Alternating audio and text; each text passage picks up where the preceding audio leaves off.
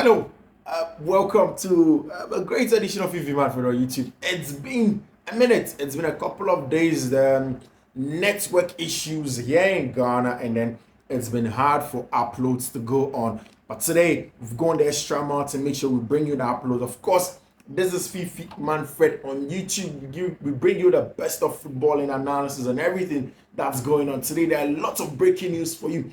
Thank you very much, guys. If you've not subscribed to the channel, it's the opportunity now to subscribe to the channel and turn on notification. Do what to turn on notification. And in there, once you do, make sure you do choose all. Turn on the notification and then choose all. It's important that you do so now. And let us talk about everything that's going on. There is breaking news for you. Mauricio Pochettino has mentioned why his Chelsea players could not sleep in the lead up to the Carabao Cup final, and then why it was a huge detriment to his squad. We will talk about that as well. And then there is a lot of things here to talk about for you. My name is Fiifi-Manfred on YouTube. We'll talk about everything in the Champions League that has gone on, the new Champions League draw, who is going where, who is going to meet who, what are the real nitty-gritties of the Champions League and the things that are going to go on, who really has the very, very good chance of winning in the Champions League. We will talk about all of those things here on Fiifi-Manfred on YouTube. My name is Fiifi-Manfred. Here's the best tactical analysis for you and on here. So let us get straight into the conversation. Let us start with the Champions League. So today, after an exciting week in the Champions League where Pau Cubarsi tamed Victor Osimhen and then make sure he got the best out of arguably one of the best strikers on the market in Europe. After Arsenal turned the tire around at the Emirates and then made the folks of Emirates believe again that they could make sure that they win and then qualify to the quarterfinals of the Champions League after 14 years of trying. And then, of course, after everything that Manchester City did last week, after Atletico de Madrid under El Cholo turning the tide around and then getting the results and qualifying to the quarterfinals of the Champions League, we are in the quarterfinals and the pairings are out. And I'll talk to you about it now. Atletico de Madrid beat Internacional Milan. For me, the game of Atletico de Madrid and Internacional Milan is the reason why, again, I keep on saying that the game is a momentous game. It's about moment. And if you watch the game of football, and every team that doesn't take up their moment. So in the first leg, there was a big chance of Marco Arnautovic to get a job done at the Giuseppe Meazza. Marco Arnautovic flubbed his chances. He wasn't able to get a job done at the Giuseppe Meazza. And then, of course, the game came on to the Wanda Metropolitano in there, where then other players like, of course, Marcos Thuram got a chance. There was also Nicolo Barella who got a chance and fluffed his lines over there. And Atletico de Madrid put up an excellent show.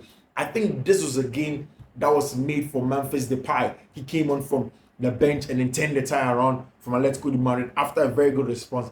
Essentially, I think that the game was won by Atletico de Madrid, or they qualified because of that switch response that he had in terms of getting the equalizer.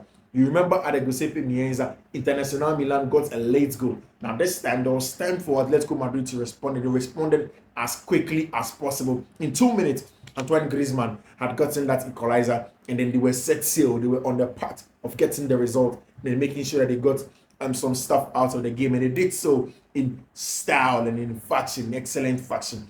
And only a few teams have the impetus to press Internacional Milan, and Atletico de Madrid did well. They did it excellently well, and they were through. Of course, for Barcelona versus Napoli, Pau Cubarsi was the boy that came up top. He was the excellent brain, the excellent mind, moved in there, played some good football. You see, it is easy for a boy from La Masia to play with a foot, to play well, to create chances, to create spaces, to have the easy angles to play forward and build up, and the diagonals to switch play and whatnot. If you are from La Masia, that's your stock in trade, that's your bread and butter. The bigger issue is the physical ability, the physical battles that he won against Victor Osimhen. And Pau Cubarsi was excellent against Victor Osimhen. Consistently, he won those physical battles. Consistently, he won those battles. He was aggressive in between the lines. He read the game very well. And I think it's about the game reading and the cognitive side of the game that sets him apart from other 17-year-old centre backs. And Pau Cubarsi was excellent in that game that he played for FC Barcelona in the and he was top notch. So you would definitely give him that credit. Everything that Pau Cubarsi was able to do in that game that FC Barcelona did play in. Of course, the Champions League draws in. Arsenal are going to play against FC Bayern Munich. Hey, it's a big game. Now, you look at where Bayern are, their season are almost over. There is nothing to really fight for in the German Bundesliga. Then there is the conversation of Arsenal Football Club, who are in the English Premier League and the Champions League, and they are fighting on all fronts to make sure they win something. Thomas Tuchel knows that this is the only chance for him to win silverware at Arsenal. Mind you, if I were Thomas Tuchel, in the rest of the games that are left in the Champions League, it is time for him to switch into his three-back system, the 3-4-3, that extra mobile, marauding dynamics style of play that sets him apart. And I would love to see that tactical battle between Mikel Arteta and then Thomas Tuchel on the dark lines. It's really going to be a huge one. Mind you, the last time Arsenal were at Chelsea, they had a huge one over Chelsea when Thomas Tuchel was in there. So this time, it's a big chance for Thomas Tuchel in terms of their personal battle, also for Bayern Munich to go into the semi-finals of the Champions League. Mind you, in this round going on, there are no issues of blockages of the various federations. Any federation can meet anybody. Now, there was Atletico de Madrid versus FC Dortmund. Now, this is a very tricky game. A very tricky game that Dortmund need to be careful. Eden Thedge's side are resolute. They don't tend to lose too much when they go away. And at home, at the second half, they get a job done. And it's the same for the Wanda Metropolitano and Atletico de Madrid. This season, they're playing a 3, but it's more mobile, it's more free-flowing. The press higher. Essentially, they are more aggressive. The likes of Axel Witsel is in centre-back. He's a more proactive, reads the game is better. And then, of course, that has afforded time and space for Rodrigo de Cole and Koke in the middle of the park for Fernando Llorente to play in there. Then Moreno will play on the other side.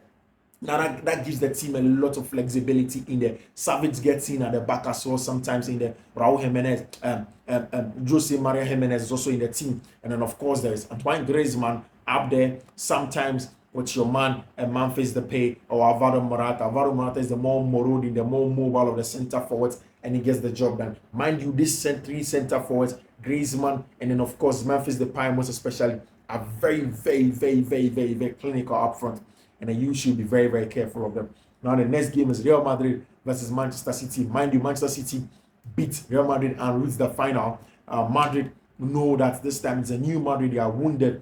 They have a lot of spaces. Manchester City finding hard to play against the big boys this season. They haven't won against Chelsea, haven't won against Liverpool, haven't won against Arsenal, against the big boys in English Premier League. They find it hard to get the results against them. Now, Real Madrid will give them a different opposition, a different mindset, a different plan. And this is exactly what Carlo Ancelotti said, that he thinks that his team is different from what they were last season, and that he'll give them something more. But I mind you, Vinicius Junior, Rodrigo was in there. They're very stubborn side. Madrid this time are playing the 4-1-2-1-2 that Zidane used against Manchester City when he went to play at Etihad about 3 seasons ago. And it's a tough one for Real Madrid, and same for Manchester City, who don't seem to be having what it takes to be beating the big boys this season. The Champions League is poised, the games are mouth-watering, and then you would love to follow us here on Fiifi-Manfred on YouTube. Subscribe to the channel, turn on notification, and make sure you do choose all in there. It will give you consistent updates. Now, I wanted a much more fairy tale last leg game for PSG and then Kylian Mbappe. I would have loved for Kylian Mbappe to have gone on to play against Real Madrid, because hey, if Kylian Mbappe wants that entourage, he wants that pop and pageantry unveiling at Real Madrid, then he has been given a test of his life. Beat Barcelona. We can meet in the semi-finals. Maybe we will not meet, but don't let Barcelona go ahead and win the title. And that's the arch rivals of Real Madrid. Everybody knows in the world currently, the world's worst kept secret, Kylian Mbappe is going to go to Real Madrid. Now in front of him is FC Barcelona, beating Barcelona. Barcelona are unbeatable. Mind you, Luis Enrique, as part of the subplot, is getting back to Barcelona, to his former side to come and play against them. Quite apart from that as well, if you look at the Barcelona setup, now you have somebody like Ousmane Dembele that left Barcelona for Paris Saint-Germain, and they have it. The last time the Barcelona met Paris Saint-Germain, there was that remontanda when there was Unai Emery as the manager, and it was Luis Enrique in the dagger. So Luis Enrique are bringing the low mentality Paris Saint-Germain side to come and play in Barcelona. Albeit this time it's not at the Stadio Camp Nou, it's different. They will play at the Parc des Princes and then not at the Stadio Camp Nou. Now, Real Madrid, and then of course, would love that Mbappe beats them. I would have loved for Mbappe to meet Real Madrid before he comes into the. But then it's not over yet. If Paris Saint-Germain able to get a job done, then they will see. But mind you, Xavi's side are beginning to get higher and better in confidence. You look at the quality in midfield, how now he has pushed the likes of Christiansen in the middle of the park and using Fermin Lopez as a late box crasher in there. Then having Pau Cubarsi, Ronald Araro. Again, this Barcelona team is a very dangerous team from set pieces, from stopping a lot of wingers from outward, from closing down spaces. And Ronald Araro particularly has done this very good job against Vinicius Jr. So Paris Saint-Germain will not have it easy. It's probably going to be a difficult one for them. But we'll wait to see how that goes. Now to the big one. Mauricio Pochettino is saying that his boys could not sleep. And essentially, he's talking about the lack of experience of the Chelsea boys and how it was a big deal to them when they were going to play against the Carabao Cup final. And he said this in his pre-match press conference, the one in the lead up to against the game against Leicester City on Sunday, where Chelsea are going to play Leicester in the quarterfinals of the FA Cup. Now, it's a difficult game for Chelsea now because it's the quality of Leicester City in the championship that makes it very difficult for Chelsea. They tend to be winning. Enzo Maresca has built an excellent Leicester side. Mind you, Enzo was one of Pep Guardiola's assistants in the English Premier League, and he has built such a formidable Leicester City side. And it's almost difficult for anybody at all, to play against Leicester City, whether in the championship or in the league or whatever that you want to have.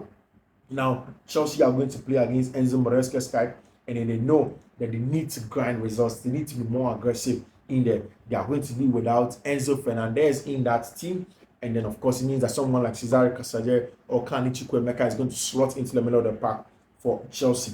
Now, if you look at that as well, in Chelsea game, Brentford is going to play in the Premier League also, and there are lots of games. I'm going to analyze that Chelsea game versus Enzo Maresca. But essentially, Mauricio Pochettino was saying that the reason why his team, his players could not sleep in that game against Liverpool in the Carabao Cup final was because they were scared, they were worried, they didn't know what to expect because it was a difficult game for them. These are young players that are coming into it, and it was going to be a big one for them. We're expecting that someone like Robert Sanchez will get back into post in there against Leicester City. Chelsea maybe will go back to that back three again, this time bringing Thiago Silva into the middle of the pack at the back for Chelsea. For Leicester, best again, Dwyer, Cody, Nasser Chadri, Akagun, Raki, Brian Albrighton, Mark Albrighton, Cannon, and then Wanya Martial are in there for them. Usually, sometimes they play Ghana's Abdul Fattah Ishaq is also in there for them. So it's a fairly tricky game for Chelsea that they are going to play against the team that's called Leicester City. But we'll wait to see how that goes. Guys, thank you very much for tuning in on to Fiifi-Manfred on YouTube. I'm grateful.